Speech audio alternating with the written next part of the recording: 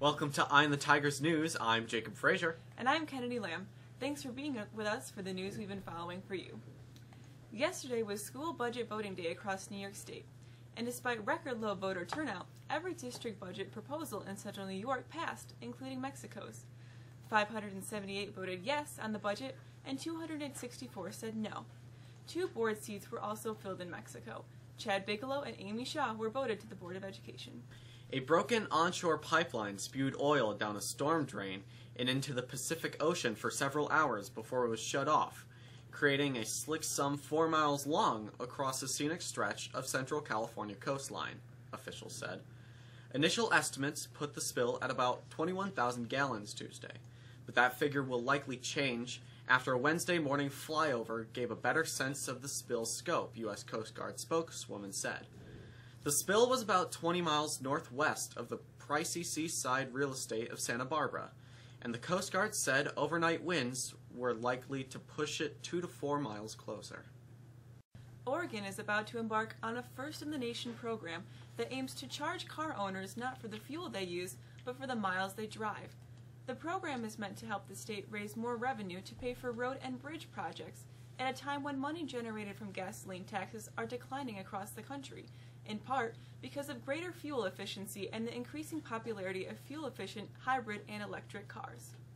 Starting July 1st, up to 5,000 volunteers in Oregon can sign up to drive within devices that collect data on how much they have driven and where. The volunteers will agree to pay 1.5 cents for each mile traveled on public roads within Oregon, instead of the tax now added when filling up at the pump. Some electric and hybrid car owners, however, say the new tax would be unfair to them and would discourage purchasing of green vehicles. State officials say it is only fair for owners of green vehicles to be charged for maintaining roads, just as owners of gasoline-powered vehicles do. An end of an era will take place tonight, beginning at 11:30, when The Late Show with David Letterman will begin its final show. The late-night funny man has been a staple since 1993, and Letterman has transformed late-night TV with his satirical view on culture, politics, and entertainment. It is still a guarded secret who, what, or how Letterman will end the show. If you're wondering who was the first guest on the show more than 20 years ago, Bill Murray was the first to appear. He appeared on the show Tuesday and was his usual outrageous self. Check it out. Ladies and gentlemen, Bill Murray.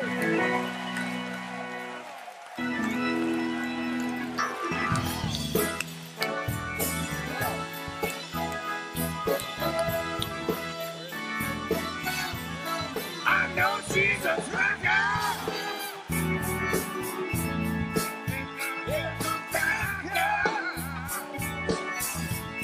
They say she's a chooser, but I just can't refuse her.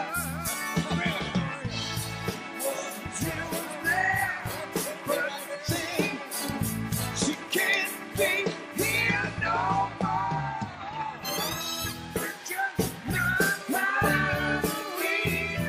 I feel a breeze down in my knees. Just before she leaves, she was here. Talk again.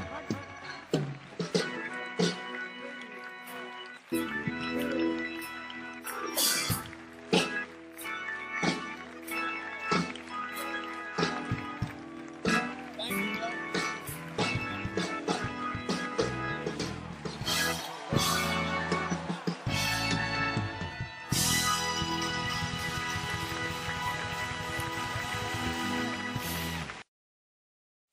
An Indiana woman who will turn 100 years old later this month has received her high school diploma more than 8 decades after she was originally supposed to graduate.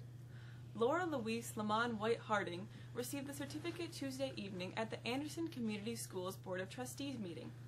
Harding needed just 4 more credits to earn her diploma from the Anderson High School in 1933, at the height of the Great Depression, when she was forced to quit school and work at a company owned by General Motors to help support her family, which included 7 younger siblings. We had very cool temperatures this morning. With a look at the big weekend forecast, here's Aislinn Fultz.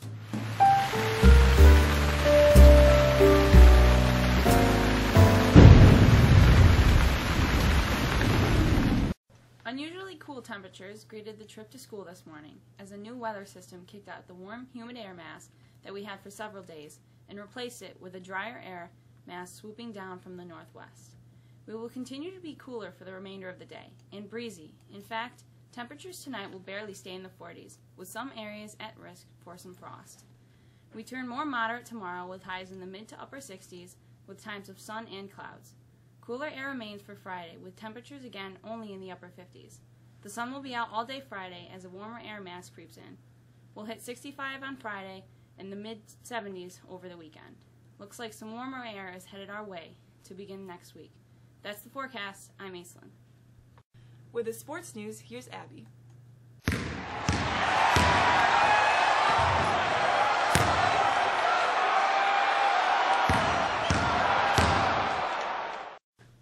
Mexico softball qualified for sectional play after a 10-1 win against Homer.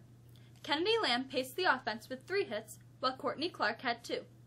Clark also was dominant on the mound, allowing just 2 hits. A 10-run Marcellus third inning doomed Mexico baseball yesterday, on the way to a 13-6 loss. Jacob Gordon had 3 hits, while Caleb Wallace and Tyler Stever both had 2 for the Tigers, who will fall short for qualifying for sectional play. Mexico's boys track team finished second yesterday in the OHSL League meet, 42 points behind ESM. Kyler Felton, Jacob Zedek, and Justin Gardner were all winners. On the girls' side, Mexico finished 6th. Hunter Gowans was the lone individual winner. She took first in the 400-meter hurdles. JD was the runaway winner of the meet. The Timberwolves won the lottery Tuesday night. The first time since 2004 the team with the worst record earned the number 1 pick. The Los Angeles Lakers moved from 4th spot to the 2nd, keeping a pick they would have sent to the Philadelphia if it fell outside the top 5.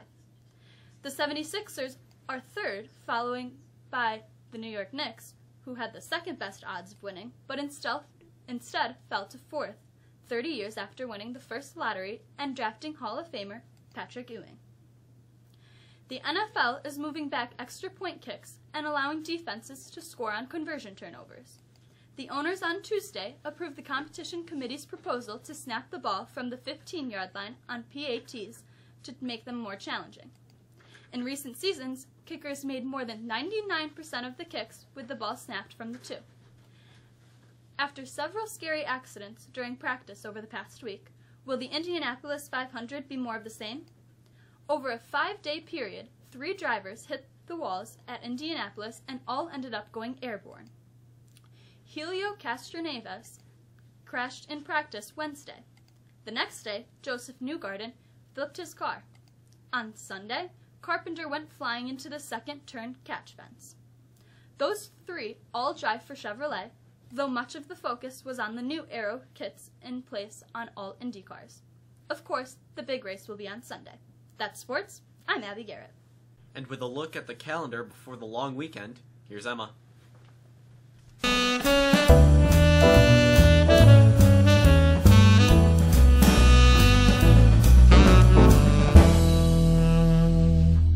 The Friends of Rachel Club is holding our annual walkathon on Thursday, May 28th from 2:30 to 4:30 on the high school outdoor track. We would like to invite all students, faculty, and staff to participate on this year's walkathon to help raise money for club projects that will benefit the school and community. If you would like to walk with us, please pick up a walkathon pledge sheet from Mrs. Davis in room 106. The senior dinner dance tickets are on sale right now. The price is $45 per person, which includes admission, viewing of the selected animals at the zoo, and a buffet-style dinner.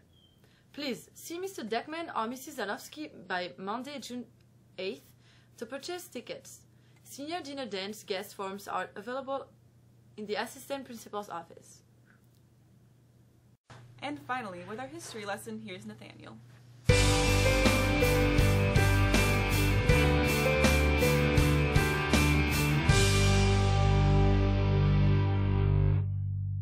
On this day in history, in 1861, North Carolina voted to secede from the Union, while the capital of the Confederacy was moved from Montgomery, Alabama to Richmond, Virginia.